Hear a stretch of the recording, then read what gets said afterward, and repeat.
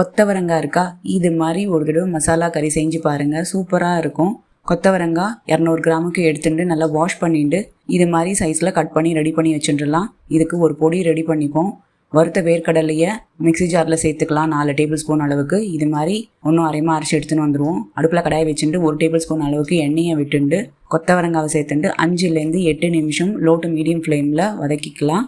8 நிமிஷம் ஆகிட்டுருக்கு, நல்லா வதங்கிட்டுருக்கு. இதை ஒரு பிளேட்டில் ட்ரான்ஸ்ஃபர் பண்ணி வச்சுட்டுருவோம். 1 ஸ்பூன் அளவுக்கு எண்ணெயை விட்டுண்டு 1/2 ஸ்பூன் கடுகு, 1/4 ஸ்பூனுக்கு பெருங்காய பொடி, கொஞ்சோண்டு கருவேப்பிலை சேர்த்துண்டு வதக்கி வச்ச கொத்தவரங்காவை சேர்த்துண்டு மஞ்சள் பொடி 1/4 ஸ்பூன், உப்பு 1/2 spoon, Kashmiri chilli powder 1 spoon, தனியா பொடி 1/2 ஸ்பூன் சேர்த்துட்டு எல்லாத்தையும் நல்லா கலந்து விட்டு 1 நிமிஷம் அப்படியே வதங்க விடுவோம். இந்த மசாலா எல்லாமே கொத்தவரங்காய்க்கு ஏறணும், அதுதான்.